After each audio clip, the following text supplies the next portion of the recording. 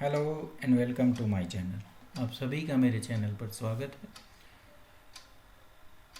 Next video on source of business finance.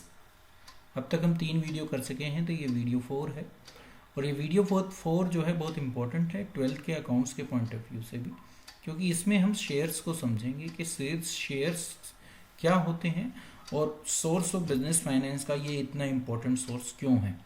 क्योंकि ये वो पैसा होता है जो कंपनी को एक तो वापस नहीं करना होता। प्रेफरेंस शेयर में अगर रिडीमेबल है तो एक अलग बात है, नहीं तो हम इसको नॉर्मली वापस नहीं करते। दूसरा, ऑब्वियसली इससे कंट्रोल जरूर जाता है कंपनी का, क्योंकि आप मालिकाना हक ट्रांसफ़र करते हैं। तो इसलिए शेयर बहुत इंपॉर्टेंट टॉपिक है। और ऑब्वियसली है कि नेक्स्ट ईयर कंपनी अकाउंट्स हम बनाएंगे, उस कंपनी अकाउंट्स में शेयर्स के बारे में ही हम समझेंगे और उसके अकाउंट्स को देखेंगे। तो उस पॉइंट ऑफ व्यू से भी ये बहुत इंपॉर्टेंट वीडियो है। तो हम आज ये समझेंगे कि शेयर्स क्या होते हैं और इक्विटी और प्रेफरेंस शेयर में क्या डिफरेंस है। तो वीडियो में जो हमारा मेन कंटेंट है उसकी तरफ हम चलते हैं, अपने समय को बर्बाद ना करते हुए। तो देखिए, सबसे पहले जो आता है हमारा वो इशू ऑफ शेयर आता है। ठीक है, एक सोर्स है ये भी बिजनेस में फाइनेंस की, मतलब कि पैसे को इकट्ठे करने की, जिसमें हम क्या करते हैं, शेयर्स को इशू करते हैं। तो ये चीज़ें समझनी ज़रूरी है हमारे लिए कि शेयर्स क्या होते हैं और कैपिटल क्या होती है। कैपिटल हम ऑलरेडी पढ़ चुके हैं, बट कंपनी के पॉइंट ऑफ व्यू से कैपिटल क्या होती है। The capital obtain bye issue of share, मतलब कि जो भी अमाउंट आपने इशू शेयर करने से इशू किया, रिसीव किया है, उसको हम शेयर कैपिटल कहते हैं। ठीक है, कंपनी के पॉइंट ऑफ व्यू से ही बात की जा रही है, क्योंकि कंपनी ही इस कंडीशन में होती है कि वो शेयर इशू कर सकती हैं। बाकी कोई भी फॉर्म ऑफ बिजनेस ऑर्गेनाइजेशन इसको इशू कर भी नहीं सकती। तो कैपिटल ऑफ एक कंपनी जो होती है वो डिवाइड की जाती है, क्योंकि पूरी कैपिटल आपने पढ़ा है, एक क्लोज होता है जब फॉर्मेशन ऑफ कंपनी हमने सीखा था, तो हमने पढ़ा था कि वहाँ ऑथोराइज्ड कैपिटल होती है। ऑथोराइज्ड कैपिटल का मतलब कि आप अपने जीवन काल में कितना पैसा कैपिटल के रूप में जो है इकट्ठा कर सकते हो। तो इसलिए अब वो बड़ा डिफिकल्ट होता है कि किसको कितने शेयर दें, उसकी क्या वैल्यू हो। इसलिए कंपनी क्या करती है कि उस पूरी कैपिटल को डिवाइड कर देती है छोटी छोटी यूनिट्स में, और उन्हीं छोटी यूनिट्स को हम शेयर्स कहते हैं। हर शेयर की, मतलब कि जो भी ये शेयर डिवाइड हुई है कैपिटल, इस एक हर शेयर की अपनी एक नॉमिनल वैल्यू होती है। से कि हमने कहा कि कंपनी अपना शेयर 10 रुपये में ही इशू कर रही है। हर शेयर की, हर अंश की, शेयर को अंश भी कहते हैं, अंश का मतलब हिस्सा होता है।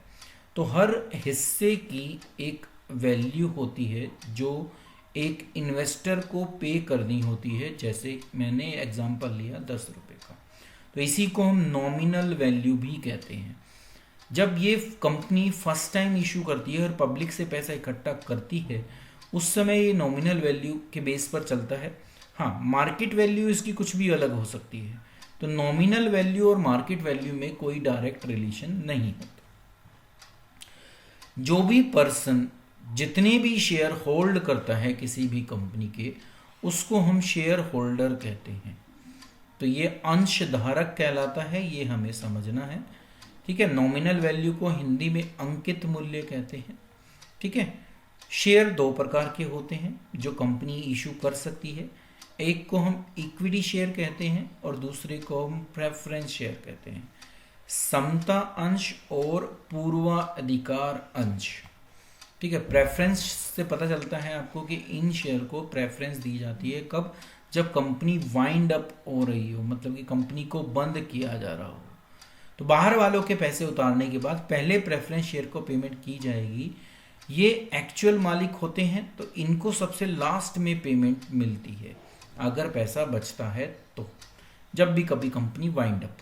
तो इसलिए शेयर होते ये भी हैं, ये भी हैं, पर इनको प्रेफरेंस मिलती है किसके ऊपर, इक्विटी के ऊपर या समतांश के ऊपर। तो अब देखते हैं पहले इक्विटी शेयर क्या होते हैं। Equity share represent the ownership, मैं आपको बता रहा था ये मालिक होते हैं, तो ये कंपनी की ओनरशिप को रिप्रेजेंट करते हैं। 10 जो कैपिटल हम रेज करते हैं इशू ऑफ इक्विटी शेयर, उसको हम ओनरशिप कैपिटल भी कहते हैं, और इसका एक दूसरा नाम है ओनर फंड्स, जो हम बार बार यूज़ करेंगे।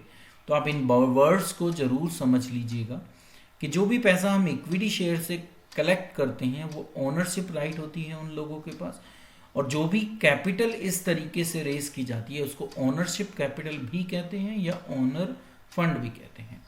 Equity share holder do not get fixed dividend but are paid on the basis of earning by the company. Dividend को हम लाभांश कहते हैं। देखिए मैंने नीचे लिखा होगा हिंदी वर्जन के अंदर कि लाभांश, तो लाभ में अंश, अगर मैं इसकी हिंदी देखूं तो ये होता है लाभ में अंश, that's means share in profit.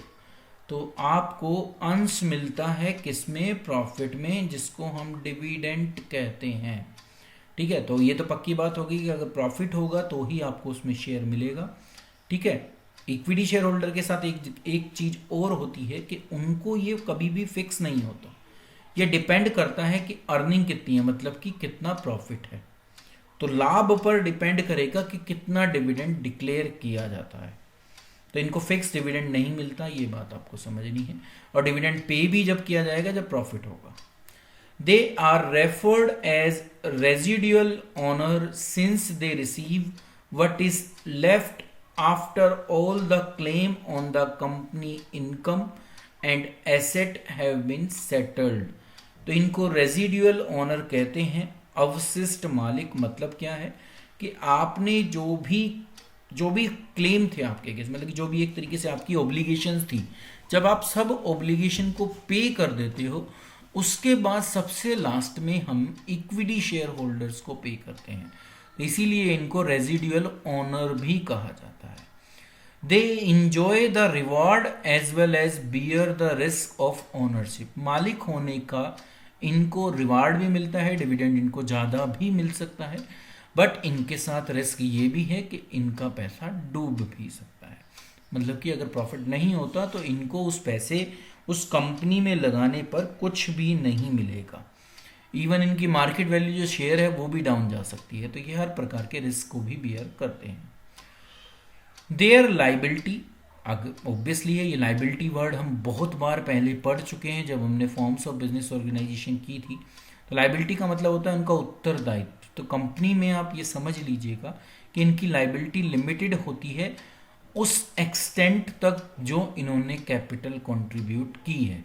अगर ये मान लिया मेरे पास एक कंपनी के 100 शेयर हैं और एक शेयर जो है 10 रुपये का है, मुझे कंपनी को 1000 रुपये पे करने हैं। अगर ये मैं पूरे पे कर चुका हूँ तो अब मेरी कोई भी लाइबिलिटी नहीं बनती। ठीक है, क्योंकि कंपनी एक आर्टिफिशियल पर्सन है। मेरी जो लाइबिलिटी है वो जब ही बनती है जब मैं ये पैसा पूरा नहीं दूंगा।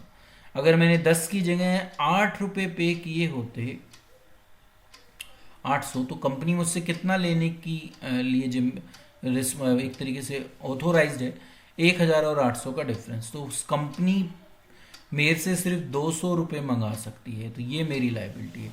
तो लाइबिलिटी कहाँ तक लिमिट करती है? जहाँ तक मैंने पे नहीं किया वहाँ तक। Share holder have a right to participate in the management of the company as they have voting right.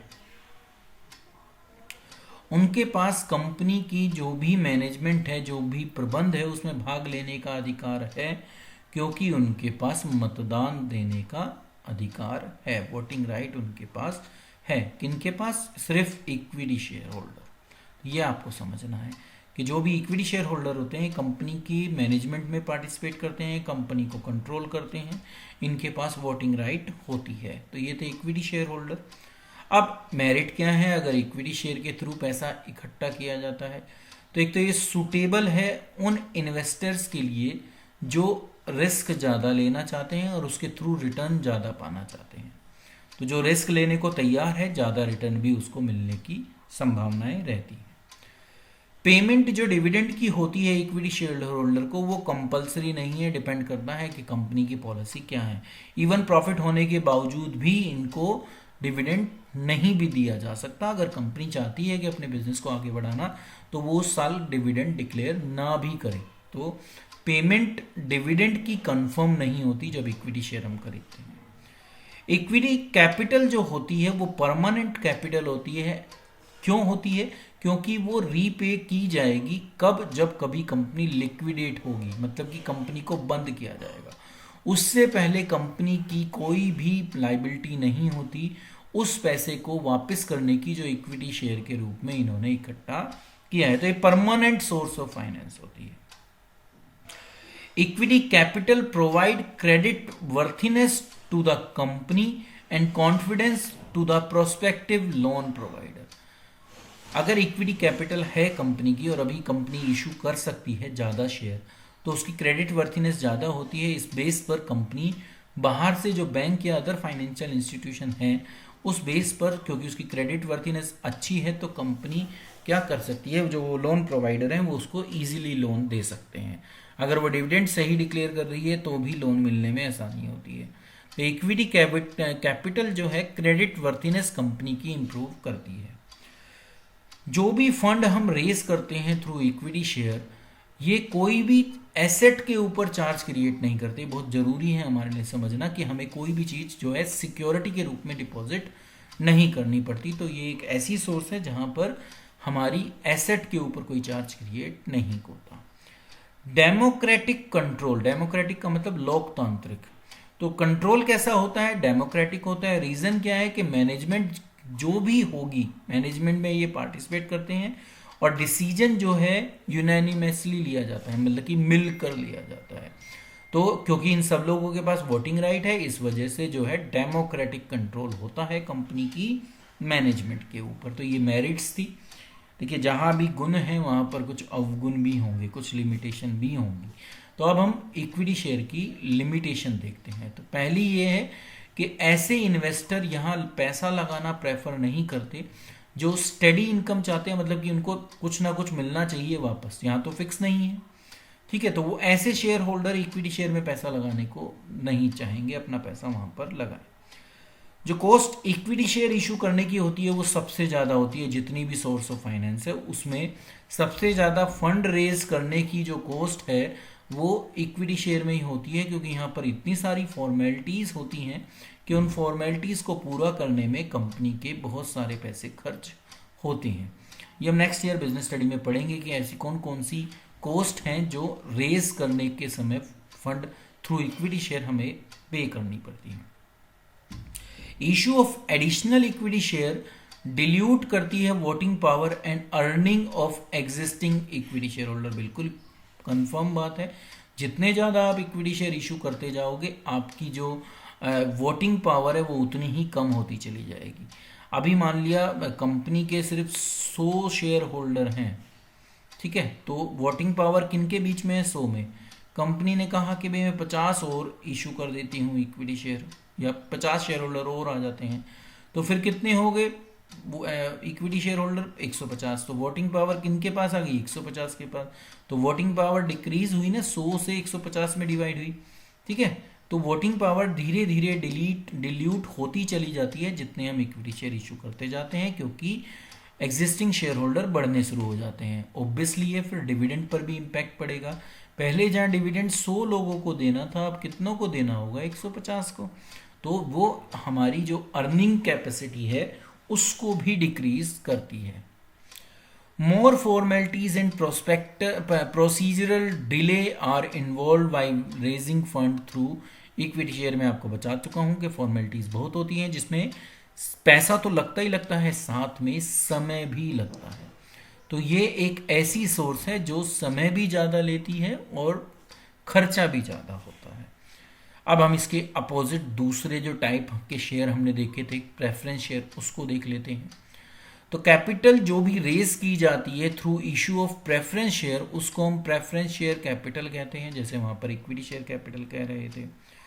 Preference share holder enjoy a preferential position over equity share holder.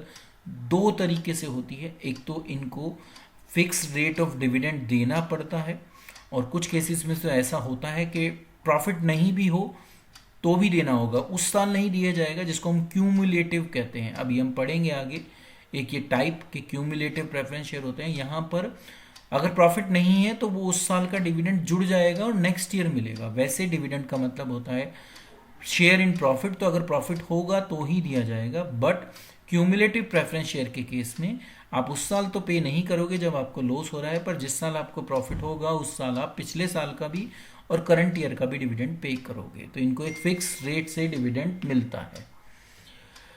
Receiving their capital, जो पैसा कभी भी company अगर wind up होती है तो इनका जो कैपिटल का पैसा है वो इक्विटी शेयर होल्डर से पहले मिलेगा। कंपनी जब अपने बाहर वाले आउटसाइडर कहना चाहिए एक तरीके से, अगर आउटसाइडर को पे कर देती है तो उसके बाद जो भी पे करना होगा वो इनको पहले पे करेगी, बाद में सेटलमेंट होगी किसकी, इक्विटी शेयर होल्डर को। तो दो ये प्रेफरेंशियल राइट है जो आपको याद रखनी है।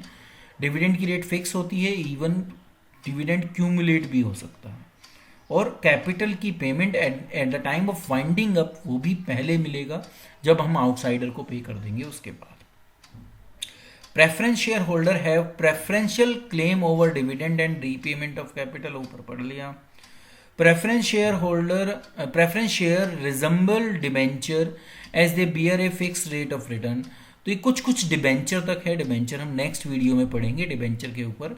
इससे नेक्स्ट वीडियो, जो वीडियो मेरी 5 होगी इसके ऊपर, वो सिर्फ डिबेंचर के ऊपर ही होगी, और फिर डिबेंचर और शेयर में हम डिफरेंस भी समझेंगे।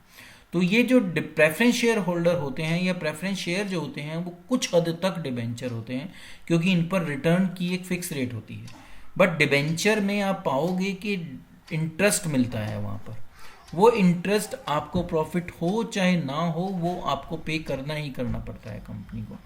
बस यहाँ पर यही एक अलग है प्रेफरेंस शेयर के केस में कि अगर प्रॉफिट होगा तो ही डिविडेंड डिक्लेयर होता है, बाकी रेट फिक्स है, इस वजह से ये कहीं ना कहीं कुछ हद तक डिबेंचर की तरह होते हैं।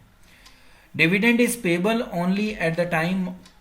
Only at the डिस्क्रिएशन of the director, भी मैं आपको बता चुका हूँ, और प्रॉफिट में से दिया जाता है टैक्स देने के बाद, तो ये मैं ऑलरेडी आपको बता चुका हूँ। Preference share holder generally do not enjoy any voting right, इनके पास कंपनी की मैनेजमेंट में पार्टिसिपेट करने का और वोटिंग देने का अधिकार इनके पास नहीं होता, वो सिर्फ किसके पास होता है, इक्विटी शेयर होल्डर के पास होता है। तो ये हमने प्रेफरेंस शेयर क्या होते हैं ये समझा। अब मेरिट देख लेते हैं।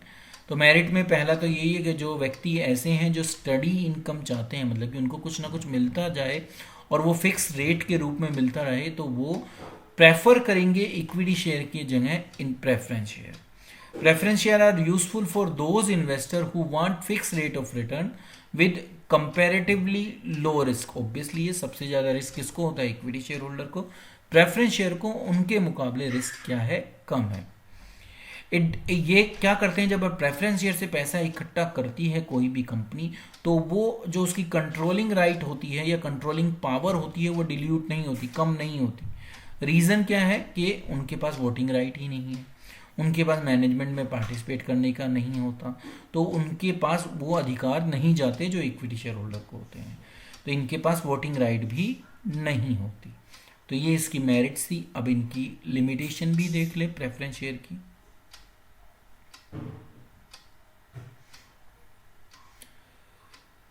नहीं, ये कुछ और भी जो है मेरिट्स हैं, ये और देख लेते हैं एक बार। Payment of fix rate of dividend to preference share में enable a company to declare higher rate of dividend to equity share holder. क्योंकि देखिए यहाँ पर रेट फिक्स है, ये प्रॉफिट के ऊपर डिपेंड नहीं करती कि प्रॉफिट ज़्यादा तो डिविडेंड भी आपको ज़्यादा मिलेगा। यहाँ पर रेट आपकी फिक्स्ड है। अब मान लिया वो 10% फिक्स है तो वो 10% ही रहेगी। अगर ये देने के बाद भी कंपनी के पास ज़्यादा प्रॉफिट इस साल है तो वो अपने इक्विटी शेयर होल्डर को, जिसको उन्होंने पिछले साल 10 दी थी, प्रेफरेंस शेयर को भी 10 ही दी थी, बट क्योंकि इस बार हायर प्रॉफिट है तो इस वजह से वो अब की बार इक्विटी शेयर होल्डर को 15 भी दे सकती है। तो एक ये फ़ायदा है इससे कि अगर इक्विटी शेयर की क्योंकि रेट फिक्स्ड होती है तो डिविडेंड इक्विटी शेयर होल्डर को प्रेफरेंस शेयर होल्डर से ज़्यादा भी मिल सकता है। तो क्योंकि मालिक होते हैं वो, तो मालिक उसी हिसाब से सोचते हैं।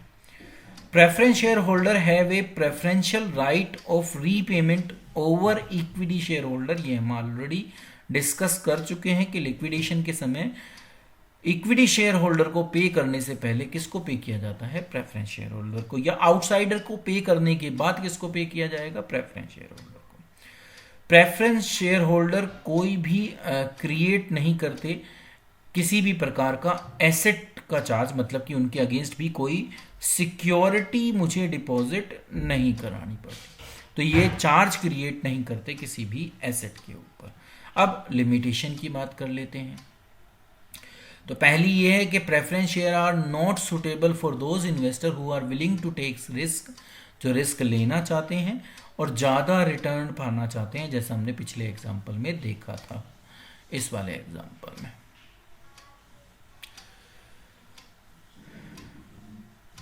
ये वाले देखिए दिखाया था आपको 15 भी मिल सकती, तो वो नहीं होता उस केस के अंदर। Preference share capital dilute the claim of equity share holder over the asset of the company. तो ये हमने देखा है कि भाई जितने ज़्यादा प्रेफरेंस शेयर से आपने पैसा इकट्ठा कर रखा है उनको पहले पेमेंट होगी आप एसेट से कंपनी की। जब हम आउटसाइडर को पे कर देते हैं तो वो क्या करता है, कम करता है, डिल्यूट करता है क्लेम किसका? इक्विटी शेयर होल्डर का उन एसेट्स पर, क्योंकि पहले पेमेंट किसको दी जाएगी? प्रेफरेंस शेयर को, होल्डर को। रेट ऑफ डिविडेंड जो होती है प्रेफरेंस शेयर पर वो ज़्यादा नॉर्मली जो होती है वो ज़्यादा होती है, क्योंकि जब भी लोग इसमें पैसा लगाएंगे, ठीक है। तो कभी कभी तो ऐसा भी होता है कि जो इंटरेस्ट की रेट होती है डिबेंचर होल्डर्स को उससे भी ज़्यादा होती है, तो ये कमी है उस समय अगर ऐसा केस है तो। There is no assured return of investor, ये मैंने आपको बता दिया कि अगर प्रॉफिट होगा तो ही डिक्लेयर किया जाएगा, और अगर क्यूमुलेटिव प्रेफरेंस शेयर नहीं है तो आपका डिविडेंड क्यूमुलेट भी नहीं होगा, तो इसलिए कोई एश्योरेंस नहीं है कि आपको रिटर्न मिलेगी ही मिलेगी। Dividend paid is not deductible from the profit as expense. अब जो डिविडेंड आप यहां पे करते हो उसका आप टैक्स देते समय बेनिफिट नहीं ले सकते, तो इसका टैक्स बेनिफिट भी नहीं है। तो अगर हम प्रेफरेंस शेयर होल्डर को जो भी डिविडेंड पे करते हैं वो उसके बेस पर उसको एक्सपेंस नहीं दिखा सकते हो हम, और हमें कोई भी उसका टैक्स बेनिफिट भी नहीं मिलता, तो इसलिए लोग इसको उस तरीके से भी कम प्रेफर करते हैं, क्योंकि ये कंपनी की जो टैक्स लाइबिलिटी है उसको भी रिड्यूस नहीं करता। अब टाइप्स पर आ जाते हैं, प्रेफरेंस शेयर के टाइप पर। तो अभी मैं आपके सामने बार बार बोल रहा था क्यूमुलेटिव और नॉन क्यूमुलेटिव। तो preference share which enjoy the right of to accumulate unpaid dividend, जो आपको दिया नहीं गया उसको जोड़ा जा सकता है, ऐसे जो भी शेयर होते हैं उनको कहा जाता है क्यूमुलेटिव प्रेफरेंस शेयर, क्योंकि उनको जब भी कभी प्रॉफिट होगा उनको पुराना भी सारा दे दिया जाएगा। तो ऐसे ही शेयर को हम कहते हैं क्यूमुलेटिव प्रेफरेंस शेयर। दूसरे हैंड पर वो शेयर होते हैं जो नॉन क्यूमुलेटिव प्रेफरेंस शेयर होते हैं, मतलब कि उनका पिछले साल का डिविडेंड अगर प्रॉफिट नहीं था कंपनी के पास तो उनको नेक्स्ट ईयर पे नहीं किया जाएगा, तो पर्टिकुलर ईयर में अगर प्रॉफिट है तो दिया जाएगा, नहीं तो नहीं दिया जाएगा, तो उनको कहा जाता है नॉन क्यूमुलेटिव प्रेफरेंस शेयर। दूसरी आती है participating and non participating preference share which have the right to participate in the further surplus of company share which after dividend at a certain rate has been paid on equity share are called participating preference share. तो participating preference share वो होते हैं कि जो further surplus है उनको देने के बाद और इक्विटी शेयर होल्डर को पे करने के बाद, या इक्विटी शेयर होल्डर को ज़्यादा पे करने के समय अगर प्रॉफिट बचता है तो वो पार्टिसिपेट उसमें भी करेंगे, एक सर्टेन रेट पर वो डिसाइड होगी उनके बीच में।